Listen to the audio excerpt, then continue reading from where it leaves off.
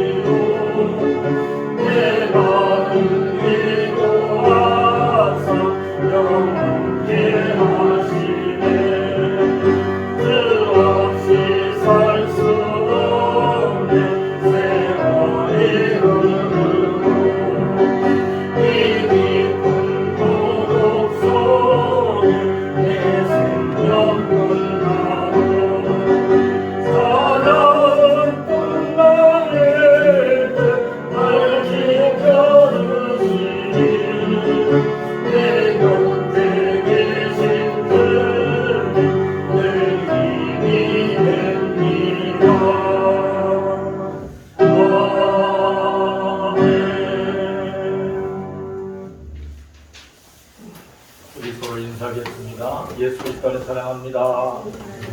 네, 예수 그리스도 안에서 축복합니다. 예수 그리스도 안에서 우리를 사랑하고 거듭하신 하나님께 모든 영광을 올려드립니다. 오늘도 만남의 축복을 주신 하나님께 감사를 드립니다.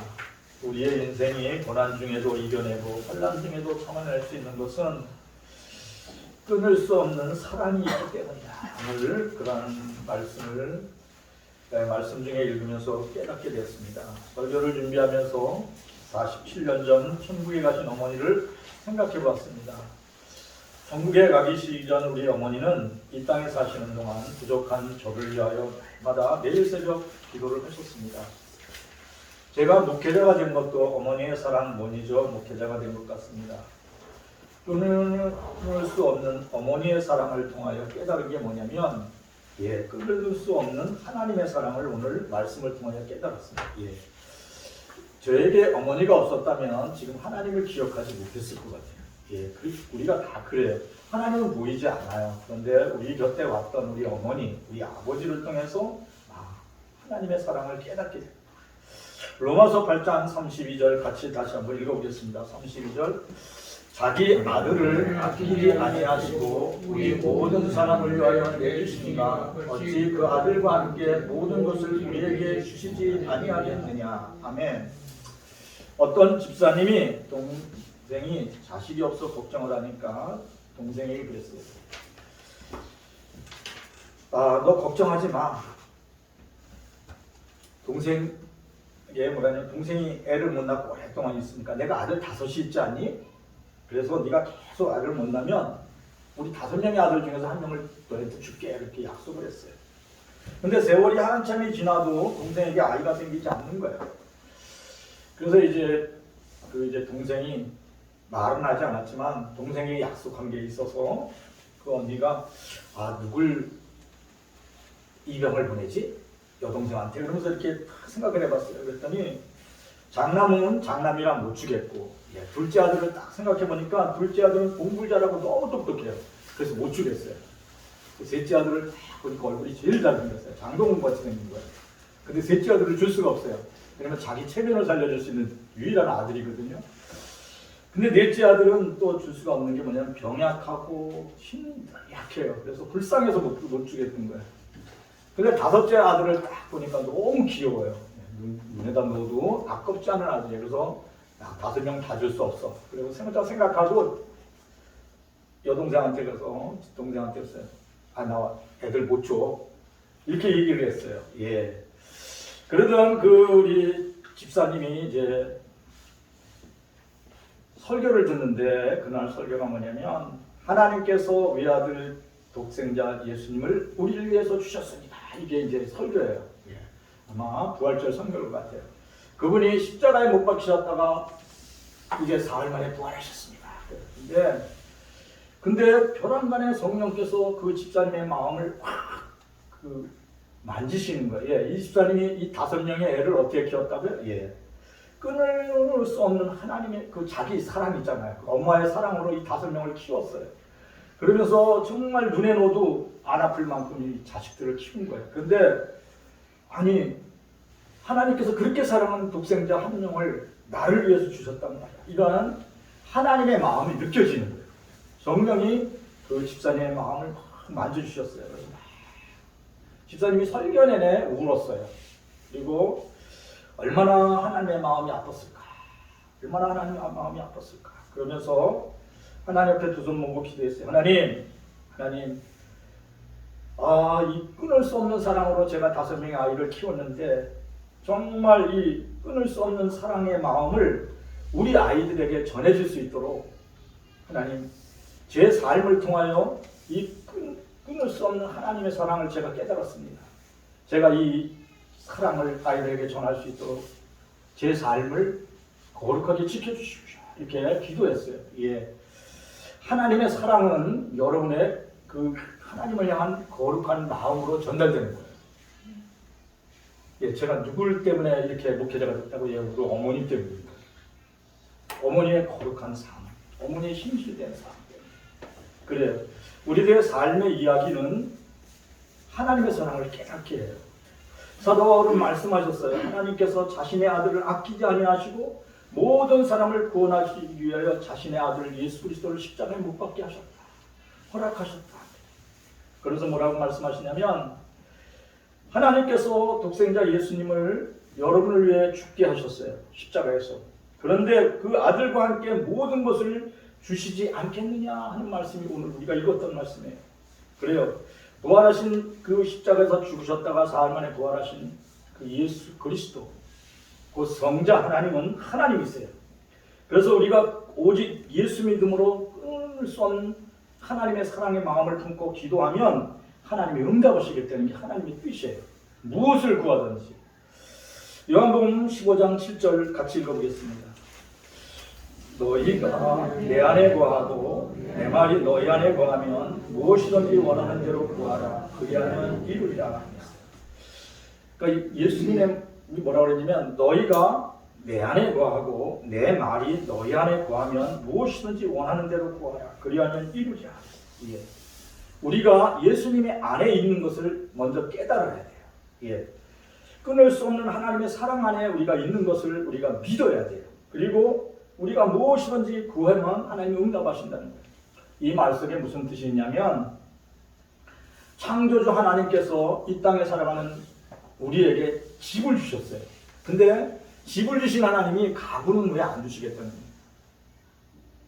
겠냐 이런 뜻이 담겨져 있어요. 그 말의 뜻은 뭐냐면 우리의 몸을 이 땅에 태어나게 하셨어요. 그러면 이 땅에서 태어나게 한 그 하나님께서 우리가 살아갈 동안 필요한 것들을 다 공급해 주시지 않겠냐는 거예요. 예.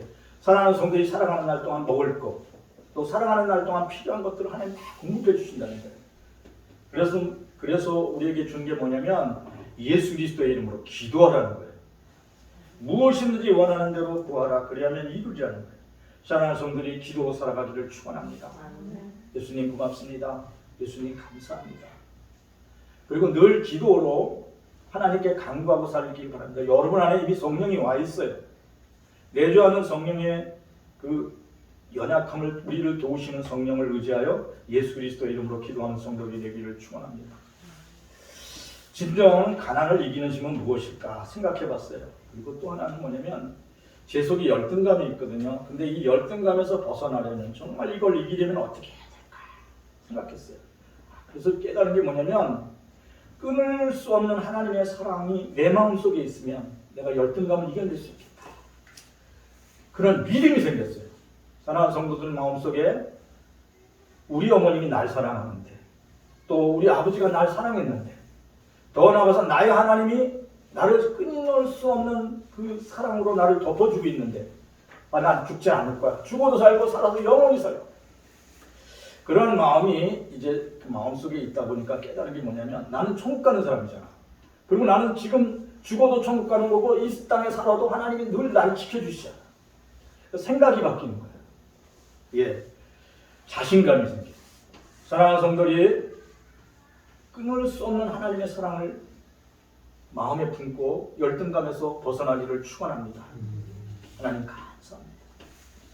나를 위하여 피 흘리신 예수 그리스도 나의 주님, 사흘 만에 부활하셔서 저를 하나님의 자녀 삼아 주셨습니다. 이제 내가 예수 그리스도의 이름으로 기도하면 무엇이든지 들어준다고 말씀하셨습니다. 다른 사람보다 더 뛰어날 수 있는 지혜와 용기를 주시옵소서. 이렇게 부르짖어 기도하시기를 축원합니다. 그러면 그러한 믿음과 용기를 주셔서 여러분 속 내면에 샘솟는 기쁨을 주실 거야. 이것은요, 여러분이 이걸 막 기뻐해야겠다고 기뻐하는 게 아니라 하늘로부터 오는 하나님의 위로와 평안으로부터 오는 성령의 기쁨이 여러분 심령 속에 터져나오게 될 줄 믿습니다. 끊을 수 없는 하나님의 사랑이 우리의 마음속에 임재하게 될 때 우리 가난한 날의 슬픈 이야기들이 있어요. 생각하면 너무 힘들었던 기억들이 있어요. 근데 그거조차도 기쁨으로 바뀐다는 거예요. 예. 왜냐면 하나님께서 그걸 바꿔주고 있기 때문에 그것을 내가 믿게 돼요.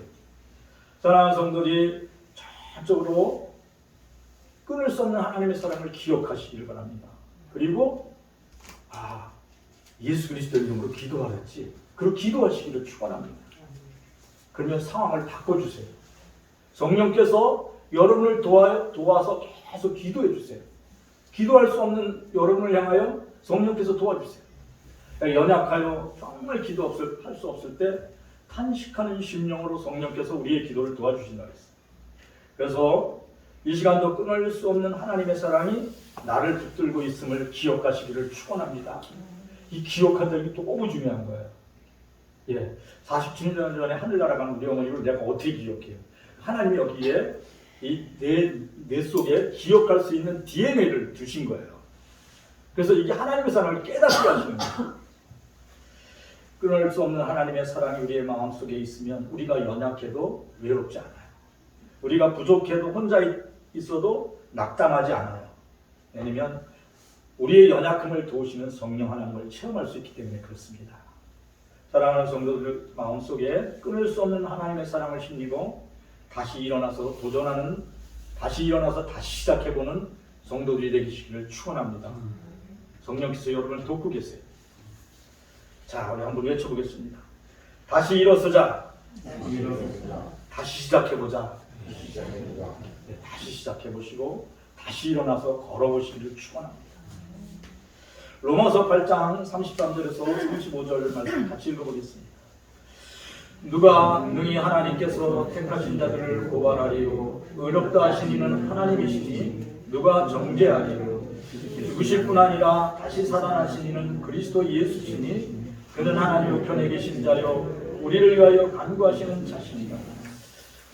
누가 우리를 그리스도의 사랑에서 끊으리요 환난이나 원고나 박해나 기근이나 적신이나 위험이나 칼이랴. 여기에 33절에서 36절까지 누가 능히 하나님께서 택하신 자를 고발하리요. 그 밑에는 누가 정죄하리요 죽으실 뿐 아니라 다시 살아나신 이는 그리스도이시니. 그 밑에는 누가 우리를 그리스도의 사랑에서 끊으리요 이렇게 돼 있어요. 여기 누가 그렇게 돼 있죠. 누가 그렇게 돼 있는데 본문에 나오는 누가라는 말이 세 번 반복 나오고 있습니다. 근데 왜 무엇이라고 그러지 않고 누가라고 했을까요? 우리의 삶을 고단하게 하고 힘들게 하고 괴롭게 하는 것은 사건이 아니라는 거예요. 누가 사람이라는 거예요. 오늘 사도 바울이 그걸 깨닫고 쓴 거예요. 사람이 우리를 괴롭게 해요. 사람이 우리를 시험 들게 해요. 사람이 우리를 지치게 해요. 언제 지치는 줄 아세요? 악한 사람을 만나면 그렇게 돼요. 사람이 사기꾼을 만나고 거짓말쟁이를 만나고 욕심쟁이를 만나면 미혹에 빠지고 삶의 시험이 들어요. 사랑하는 성도들이 예수 그리스도 안에서 신실한 하나님이 기뻐하는 사람 만나게 되기를 축원합니다. 이게 만남이 너무 중요한 거예요. 여러분의 인생의 모든 것들을 하나님께 의탁하시기를 바랍니다. 그러면 하나님께서 여러분의 발걸음을 인도해 주세요.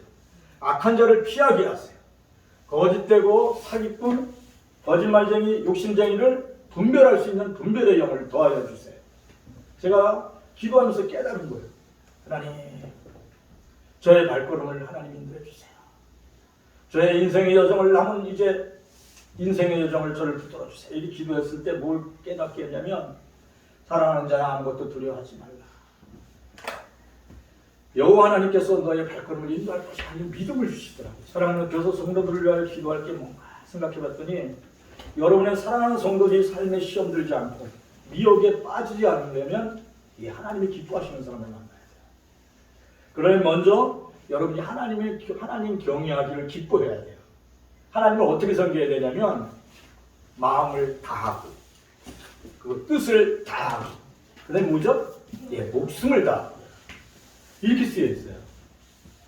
마음을 다하고 뜻을 다하고 목숨을 다하여 하나님을 경외하면 하나님의 말씀을 그렇게 받아들이면 그렇게 예배하면 그렇게 살면 하나님이 기뻐하시는 사람을 여러분 다 만나게 해주세요. 그 문제가 해결이 되는 거예요. 하나님을 기쁘게 하면 하나님이 그 문제를 해결할 수 있는 사람들을 만나게 해주신다. 우리의 이 삶이 오늘 이 시간부터 하나님을 온전한 마음으로 사랑하시기를 축원합니다. 예배하시기를 기뻐하시기를 축원합니다. 여러분의 그 뒤에 문제가 해결이 돼요. 그래서 그 다음에 해결되면 어떠한 마음이 여러분들이 바뀌게 되냐면 여러분을 자신을 사랑하는 것 같이 여러분의 형제와 이웃과 자녀를 사랑하게 돼요. 언어가 바뀌어요. 자녀를 보는 눈이 바뀌어요. 여러분이 그리스도 예수 안에서 하나님을 사랑하는 마음으로 여러분의 자녀들과 이웃과 가족들을 보게 되기를 축원합니다. 성경은 말씀합니다. 하나님께서 택하신 성도들을 고발하는 자가 있다 이렇게 얘기하고 있어요. 아, 이게 누굴까? 누굴 것 같아요? 마음속의 양심이에요. 내 마음속에 있는 양심은 내 죄악을 다 알아. 내 허물도 다 알아. 누가 아냐면 내 양심이 알아.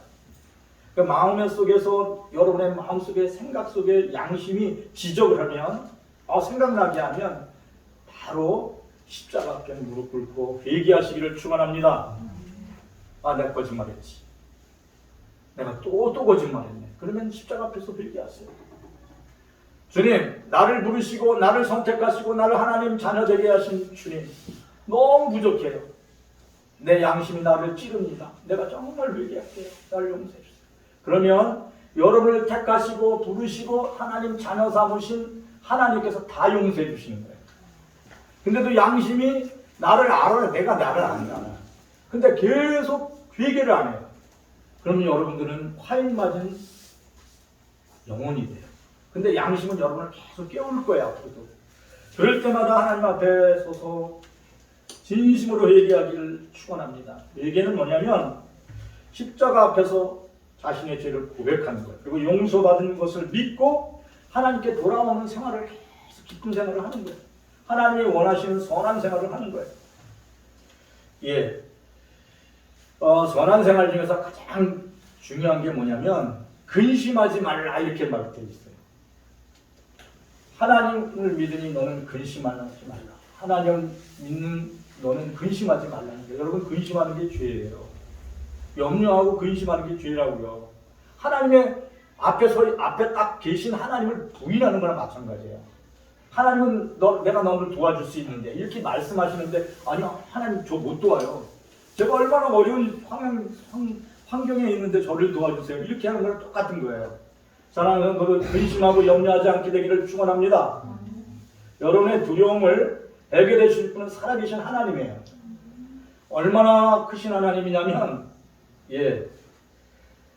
환난이나 권고나 박해나 기근이나 적신이나 위험한 칼에 죽음 앞에서도 여러분을 건져줄 수 있는 전능하신 하나님이에요. 그 하나님을 바라보고 적극적으로 의지하시기를 축원합니다. 끊을 수 없는 하나님의 사랑으로 여러분을 덮어주려고 그러는데 나 싫어요. 이런 거 똑같은 거예요. 근심하고 염려하고 한숨 쉬고 다 맡기시고 주님 앞에 두 손 들고 바라보시기를 바랍니다. 오늘 성경은 이렇게 말씀하고 있어요. 34절에 누가 정죄하리요 죽으실 뿐 아니라 다시 살아나신 이는 그리스도 예수시니 그는 하나님 우편에 계신 자요 우리를 위하여 간구하시는 자신이라. 예수님은 십자가에서 죽으시고 사흘 만에 부활하셔서 승천하여 지금 하나님 우편에 앉아 계세요. 이제 하나님 우편에 앉아 계신 예수 그리스도는 육신으로 있는 참인간이셨던 예수님이 아니에요. 성자 하나님이세요. 지축을 역사를 흔드시고 카이로스 시간을 만드신 하나님이에요. 우리는 크로노스라는 시간을 살고 있어요. 이렇게 여러분이 2023년 오늘 살고 있잖아요. 근데 하나님의 시간은 아니에요. 하루가 천년 같고 천년이 하루 같은 시간이 카이로스예요. 하나님의 시간 속에 이제 성자 하나님이 계신 거예요. 그렇기 때문에 여러분이 두 손 들고 하나님께 기도하면 우리를 위하여 대신 기도해 주신 하나님이 여러분의 운명을 책임져 주시는 거예요. 산을 옮겨서 바다에 빠치라고 하면 그분대로 그분의 말씀대로 될 수 있어요. 그래서 여러분을 위하여 오늘 뭐라고 말씀하시냐면 우리를 위하여 간구하십니다. 우리를 위하여 중보기도 하신다는 거예요. 그래서 우리가 예수 그리스도 안에서 하나님이 주신 이 끊을 수 없는 사랑을 기억하고 모든 우리에게 닥쳐지는 환난, 공고, 박해, 기근, 칼의 위험, 죽음조차도 그분에게 맡기고 당당하게 살아가기를 축원합니다. 여러분이 유혹을 받으면 누가 공갈 협박을 하면 두렵잖아요. 근데 그것 자체도 하나님께 맡기라는 얘기예요. 그럼 하나님이 그걸 딱 지켜주신다는 거예요. 제가 그 말씀을 읽다가 이사야서 60장을 다 읽고 61장을 읽는데 뭐라고 써있냐면 하나님이 사랑하는 자, 그 뜻대로 부르심을 입은 자들에게는 하나님이 능력을 주셔서 한 사람이 1000명을 담당할 수 있다 이렇게 되어 있어요.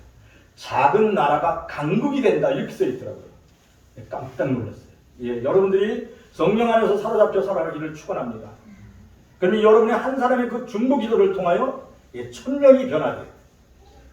예, 소돔과 고모라 성이 10명의 의인이 없어서 멸망받았어요. 그 큰 성에 의인 10명만 있으면 소멸되지 않았어요. 우리 사랑하는 성도들이 의인 되시기를 축원합니다. 여러분의 기도를 하나님 기뻐 받으시기를 축원합니다. 그러면 여러분들 때문에 여러분이 사는 가정과 여러분이 있는 그 삶의 터전 전체가 복을 받는 터전이 되는 줄 믿습니다. 누가복음 15장 17절 말씀 같이 읽어보겠습니다. 이에 스스로 돌이켜 이르되 내 아버지 집에는 양식이 풍족한 흥분이 얼마나 많은가. 나는 여기서 주여 죽는구나. 예. 이 말씀은 탕자의 이야기예요. 둘째 아들이 이제 아버지 재산을 미리 상속받아서 멀리 상속받아가지고 멀리 아버지 참견이 싫어서 갔어요. 가서 열심히 방탕하여 그 재산을 다 탕진하고 없었어요. 그리고 나서 이제 돈 없으니까 어디로 가냐면 돼지치는 그 집에 가가지고 돼지치면서 돼지 그 먹인 쥐염 열매를 주워 먹고 사는 거예요. 근데 마침 또 흉년이 들어가지고 쥐염 열매조차도 없어요.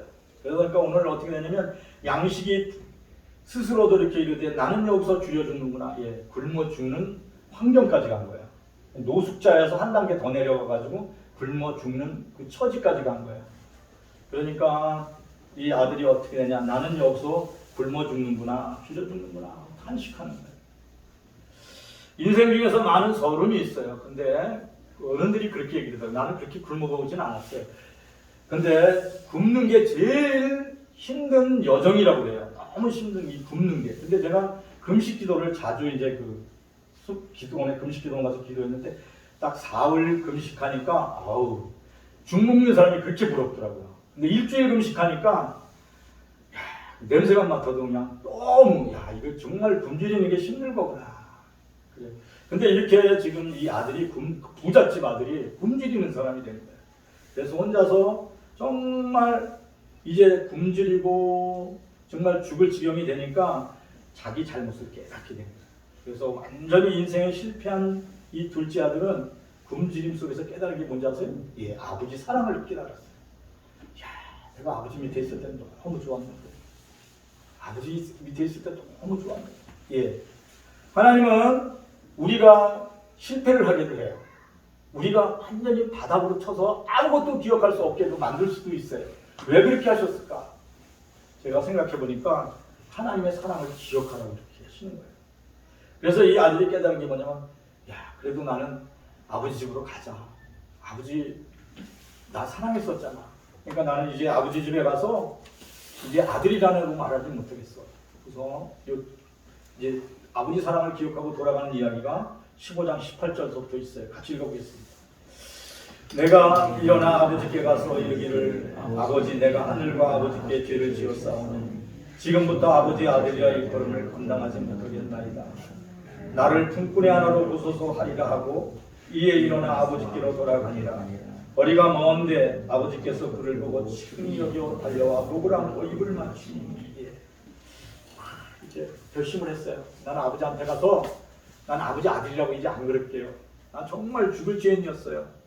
아버지 저를 품꾼의 하나라도 써주세요. 이렇게 말할 거야. 이렇게 생각하고 아버지 집으로 막 돌아가는 거예요. 아버지가 막 욕을 하고 너 죽일 놈 살릴 놈 이래도 나는 아버지 앞에 가서 죄를 다 고백하고 용서를 빌 거야. 이렇게 용기를 갖고 가는 거예요. 근데 아버지는 야단칠 줄 알았던 그 아버지가 막 있어서 아들을 바라보고 아버지는 알거든요. 그 아들이 머지않아서 완전히 알거지 될 거를. 그래서 문 밖에서 기다린 거예요. 사랑하는 아들이 언제 돌아오나. 그랬더니 저기서 거지가 하나 오는 거예요. 오는데 진짜 거지가 한 거지가 돼가지고 아버지가 치근히 여겨 달려가서 끌어안고 입을 맞췄다. 오늘 성경은 그래요. 너무 사랑하는 그 아들을 끌어안고 너무 기뻤어요. 그래서 얼마나 기쁜지 잔치를 이제 그 아들에게 잔치를 베풀어주는 내용이 그 다음 나오는데 15장 22절에서 24절 보겠습니다. 아버지는 종들에게 이르되 제일 좋은 옷을 내어다가 입히고 손에 가락지를 띄우고 신을 신기라. 그리고 살진 송아지를 끌어다가 잡으라. 우리가 먹고 즐기자. 이 내 아들은 죽었다가 다시 살아났으며 내가 잃었다가 다시 얻었노라 하니 그들이 즐거워하더라. 예, 아버지 너무 기뻤어요. 그래서 아버지는 종들에게 사랑하는 내 작은 아들에게 좋은 옷을 입히라. 그래서 이 옷은 지금 뭐예요? 예, 신발에도 돼지똥 냄새가 나요. 몸에도 돼지똥 냄새가 나. 목욕을 싹 하고 새 옷으로 싹 갈아입은 거예요. 그리고 아버지가 아들의 신분을 회복시키는 반지를 띄워준 거예요. 당시 유대 땅에는 아버지 아들이라는 상징은 뭐냐면 아버지하고 똑같은 반지를 띄워주면 그건 그 아들이라는 거예요. 그래서 아들의 위치를 다시 회복시켜줬어요. 그리고 살진 송아지를 잡고 잔치를 베풀며 아버지는 외쳤어요. 내 아들이 죽었다가 다시 살아났습니다. 내가 잃었다가 얻은 이 아들을 너무 기쁩니다. 여러분 함께 기뻐해 주세요. 이렇게 외쳤어요. 예수님은 왜 이 말씀을 이 성경에다 기록하고 이걸 이렇게 설명하게 하셨을까? 예수님께서는 잃었다가 되찾은 작은 아들의 말씀을 우리에게 들려주시면서 하는 말씀이 뭐냐면 끝없는 아버지 하나님의 사랑을 이야기하는 거예요. 이걸 우리에게 가르쳐 주는 거예요. 하나님 안 보이잖아요. 근데 이 작은 아들을 사랑하는 그 아버지의 사랑을 통해서 하나님의 아버지의 끊을 수 없는 사랑을 우리에게 가르쳐 줍니다. 우리 하나님 아버지는 파산을, 이 둘째 아들처럼 경제적인 파산을 맞아도 끌어안아주는 아버지예요. 우리가 병들고 우리가 완전히 죽을 지경에 있어도 그 아버지는 우리를 사랑하는 하나님이에요. 여러분이 어떠한 죄를 범했어도 어떠한 허물이 있어도 그 아버지는 끝까지 쫓아와서 사랑하는 아버지라는 것을 우리에게 가르쳐 주십니다. 끊을 수 없는 하나님의 사랑을 우리에게 보여주시기 위하여 예수님이 이 말씀을 제자들에게 하신 줄 믿습니다. 우리가 쓰레기통에 쓰러져 있을지라도 아버지 하나님의 사랑을 기억하고 다시 아버지 앞으로 돌아가시기를 축원합니다.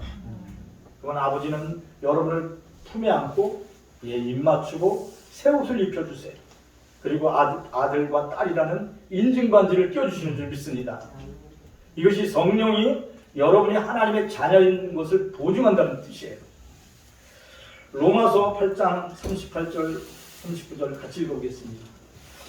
내가 확신하노니 사망이나 생명이나 천사들이나 권세자들이나 현재일이나 장래일이나 능력이나 높음이나 기쁨이나 다른 어떠한 피조물이라도 우리 주는 그리스도 예수 안에 있는 하나님의 사랑에서 끊을 수 없느니라.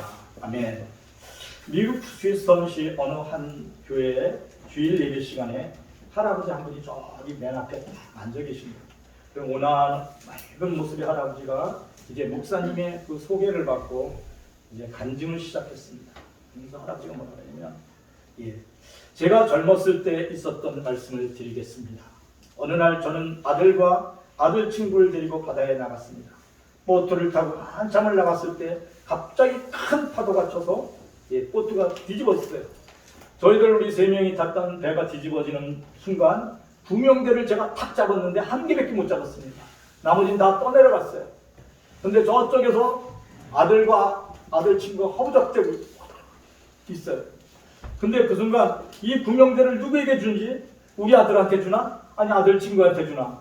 너무 고민스러웠습니다. 그 순간 기도했습니다. 내 아들은 예수를 믿고 구원받았으니 천국 가서 다시 만나겠지. 그렇게 생각하고 이 9명대를 아들 친구에게 던져줬습니다. 그리고 막 허우적대는 아들을 향하여 외쳤습니다. 아들아, 진심으로 사랑한다. 아들아, 진심으로 사랑한다. 천국에서 만나자. 그리고 저와 아들은 물속에 가라앉았습니다. 그리고 한참 세월 시간이 지났을 때 저는 모래사장에서 실신했다가 깨어났습니다. 사랑하는 아들은 그 큰 파도에 휩쓸려가 실종되어서 천국에 갔을 것입니다.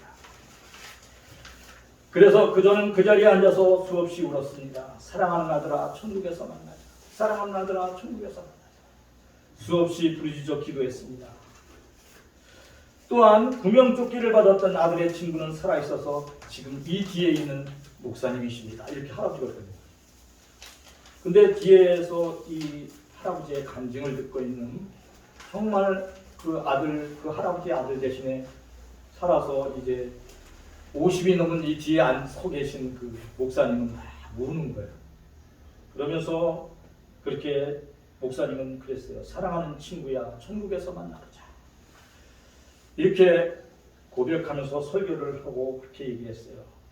저는 우리 주 예수 그리스도 안에서 우리의 마음속에 부어진 끊을 수 없는 하나님의 사랑을 저기 계신 저 친구의 아버님을 통하여 배워서 알게 됐습니다. 예, 사랑하는 성도들의 삶을 통해서 끊을 수 없는 하나님의 그 사랑이 증거되는 거예요. 사랑하는 성도 여러분을 통하여 하나님의 영광이 날로 증거되는 줄 믿습니다. 십자가에서 죽으시고 사흘 만에 부활하셔서 하나님의 우편에 앉아 계신 성자 하나님 예수 그리스도는 우리를 위하여 매일 매순간 중보기도를 해주십니다. 십자가에서 죽기까지 우리를 사랑하신 예수 그리스도, 우리의 마음속에 끊을 수 없는 하나님의 사랑을 지금도 부어주고 계십니다. 우리가 어떠한 상황을 만나도 고백할 수 있습니다. 예, 천국에서 다시 만나자. 그날 아침 그곳에서 다시 보자. 이렇게 우리의 마음속에 이러한 마음이 늘 있게 되기를 축원합니다. 오늘 아침 우리는 우리를 위하여 자기 아들을 아끼지 아니하시고 십자가에서 죽게 하셨던 하나님의 사랑을 기억하고 서로 사랑하면서 살아가기를 축원합니다. 끊을 수 없는 하나님의 사랑을 기억하고 열등감에서 벗어나 당당하게 살아가기를 축원합니다. 끊을 수 없는 하나님의 사랑을 기억하고 가난한 날의 슬픈 이야기들을 이제 내려놓고 하나님 안에서, 은혜 안에서 기쁨과 감사로 살아가는 성도의 삶이 되기를 축원합니다. 끊을 수 없는 하나님의 사랑을 기억하고 하늘 소망을 품고 천국에서 다시 만나자. 그렇게 외치며 당당하게 살아가는 우리 함께 모든 성도들이 되기를 축원합니다. 우리 다 같이 말씀을 묵상하며 함께 기도하겠습니다. 하나님 감사를 드립니다. 천국에서 다시 만나자. 천국에서 다시 보자.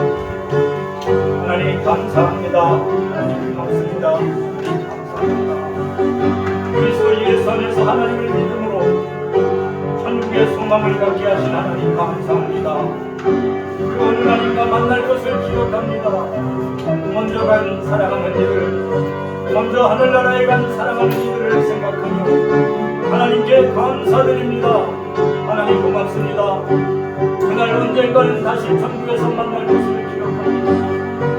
매일 매 순간 천국을 바라보며 소망 가운데 살아갈 수 있도록 믿음 주심을 감사합니다. 할렐루야. 하나님 아버지 감사합니다. 하나님이 주신 시간을 헛되지 않게 하여 사용하게 하여 주시옵소서. 세월을 아끼고 시간을 아끼고 힘써 기도하고 성령 하나님과 동행하는 복된 인생 되도록 하나님 감사드립니다.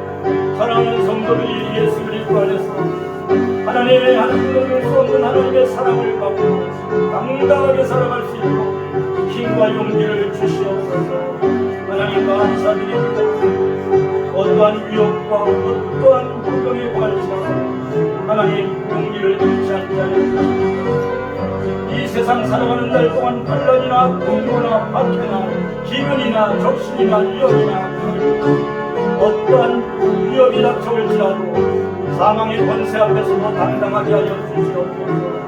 하나님 초대교회 성도들과 같이 당당하게 하나님 죽음을 맞이할 수 있는 용기를 갖게 하여 주시옵소서. 그리스도와 함께 내가 십자가에 못 박혔나니 이제 내가 사는 것은 내가 아니요 내 안에서 역사하시는 끊을 수 없는 하나님의 사랑으로 살아가는 것을 기억하게 하여 주시옵소서. 하나님 감사합니다. 이 모든 것이 생각나게 하심을 감사합니다.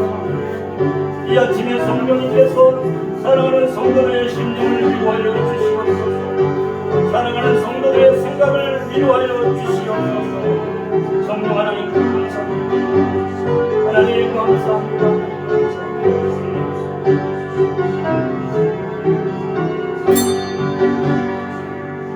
하나님 감사드립니다. 하나님 감사드립니다. 누가 우리를 그리스도의 사랑에서 끊으리요? 환난이나 권고나 박해나 기근이나 적신이나 위험이나 칼이랴 우리가 종일토록 주를 위하여 죽임을 당하게 되며 도살할 양같이 여김을 받았다 할지라도 우리는 확신합니다. 사망이나 생명이나 그 어떤 권세자들의 위협에 우리를 짓누를지라도 우리는 조금도 요동하지 아니할 것입니다. 우리는 천국에서 다시 만날 것을 믿습니다. 그리하여 우리는 끊임없는 하나님의 그 사랑을 기억하고 우리는 다시 일어나서 하나님의 영광을 찬양할 것입니다. 날마다 하나님의 나라와 그 일을 구하며 쉬지 않고 기도하는 삶이 되도록 축복하여 주시옵소서. 우리의 입술의 말과 행동이 하나님의 영광을 드러내며 우리의 삶을 통하여 우리의 자녀들이 하나님 천국 소망을 품고 살아가는 복된 자녀들이 되도록 축복해 주시옵소서. 끊을 수 없는 하나님의 사랑을 깨닫는 우리의 자녀들과 후손들이 되도록 축복해 주시옵소서. 모든 것을 하나님께 맡기옵고 나사렛 예수 그리스도의 이름으로 기도합니다. 이제는 우리 주 예수 그리스도의 은혜와 하나님 우리 아버지의 극진한 사랑과 성령의 충만하심이 사랑하는 모든 성도들에게 이제로 영원히 함께 하실지어다.